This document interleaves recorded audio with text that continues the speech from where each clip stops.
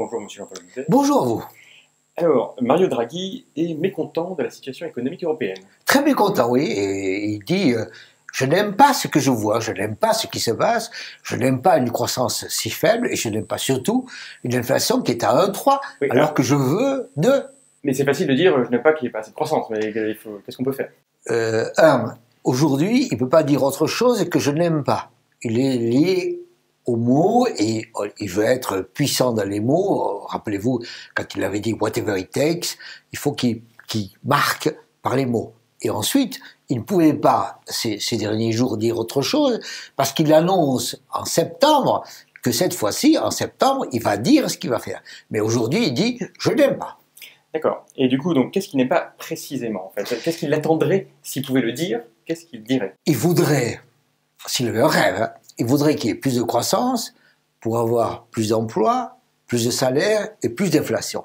Manque de chance, lui, il fait baisser les taux d'intérêt pour que les entreprises bancaires fassent des taux d'intérêt plus bas, pour que les banques puissent faire des crédits plus bas, pour que les entreprises se mettent à investir et embauchent, et que les salaires augmentent. Mais ça n'est pas ça qui se passe. Ce qui se passe, c'est que c'est vrai, il baisse les taux d'intérêt. C'est vrai qu'il y a des gens qui achètent des bons de trésor pas chers. Mais c'est vrai que les taux d'intérêt sont très bas. Mais c'est pas pour ça que les entreprises se mettent à investir davantage pour embaucher plus. Aujourd'hui, vous faites des taux d'intérêt plus bas, mais vous ne pouvez pas forcer les gens en disant tiens, les taux d'intérêt sont plus bas, je vais investir et embaucher. Et du coup, est-ce qu'il n'est pas en train de dire Madame la ménagère, allez consommer et allez utiliser votre argent? Il essaie de dire ça. Il essaie de dire Madame la ménagère, achetez. Ça marche à peu près, sauf si il y a des interrogations, des inquiétudes, et c'est ça son problème. En particulier quand il y a du chômage. Deuxièmement, quand il dit effectivement les taux d'intérêt sont très bas, Monsieur le patron, allez investir, allez-y embaucher. C'est possible, sauf si le patron est inquiet, sauf si le patron se dit, mais peut-être qu'il vaut mieux aujourd'hui, avec cet argent pas si cher, que j'en profite pour racheter un autre. Première possibilité, ça va. Deuxième possibilité, avec cet argent pas si cher, je vais racheter des titres, et donc de ce point de vue-là, soutenir mon cours, et en même temps, parfois, avec cet argent pas si cher, je vais m'endetter pour distribuer des dividendes. Donc en réalité... Enfin, ça, c'est peut-être pas une situation qui marche sur le moyen long terme. Mais arrêtez, ce qui se passe, c'est que quand vous baissez les taux d'intérêt, vous pouvez toujours dire « j'aimerais bien que les gens investissent », mais vous ne pouvez pas forcer les gens à investir. Donc quand l'argent est gratuit, on en fait... Quand l'argent est gratuit, vous faites en sorte... Quand l'argent est gratuit, ça peut aider d'une certaine manière les investisseurs, et ça peut aussi aider les entreprises qui sont en difficulté à prolonger leur existence alors qu'elles devraient être mortes. Ça aide aussi les entreprises à dire, vous avez vu à quel point la rentabilité de votre titre est élevée, et on a aujourd'hui, ce qui se passe aujourd'hui, c'est que si vous placez à 0%, si vous placez, c'est 0%, si vous placez à 10 ans en France, c'est moins 0,10%, mais si vous achetez des titres aujourd'hui, ça rapporte 10-12%. Donc on voit bien qu'il y a une espèce de fuite considérable et que M. Draghi dit, quand moi je baisse mes taux d'intérêt, la bourse monte, ce qui l'arrange pas directement. Donc le message de Mario Draghi, c'est utilisez mieux l'argent que je vous donne. Oui. Et si vous faites pas ça, je vais continuer. C'est ça le problème.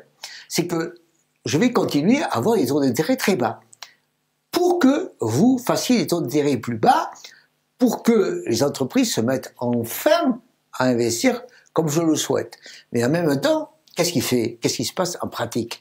Les banques souffrent et elles sont mieux. En pratique, ce sont les banques qui trinquent, si vous permettez, et ce sont les banques qui souffrent, et plus il continuera, plus les banques vont souffrir.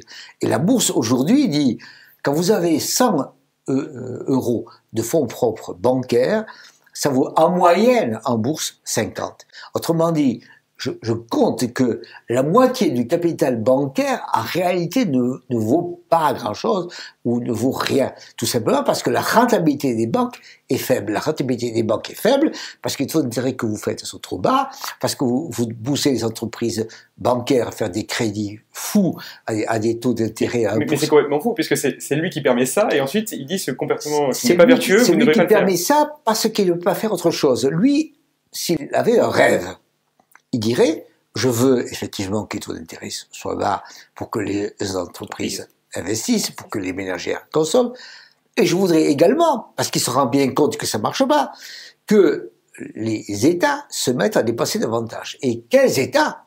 Bien entendu, l'Allemagne.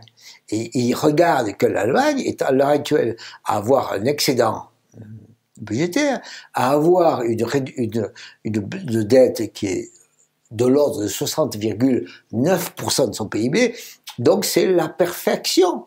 Donc il dit, vous, Allemagne, vous êtes en train, d'une certaine manière, de tuer la croissance européenne. De tuer, effectivement, les efforts que je fais. Et la conséquence, on est dans un jeu absolument fou. Moi, je veux faire repartir l'activité économique et je fais souffrir les banques parce que ça marche pas. Et vous, l'Allemagne, vous devriez aider et vous ne le faites pas et ça empêche la situation de s'améliorer. Et vos banques, d'ailleurs, sont parmi celles qui souffrent le plus. On voit bien à quel point M. Mario Draghi n'est pas content et que tout le monde souffre en attendant qu'il soit plus content. Merci, M. Jean-Paul.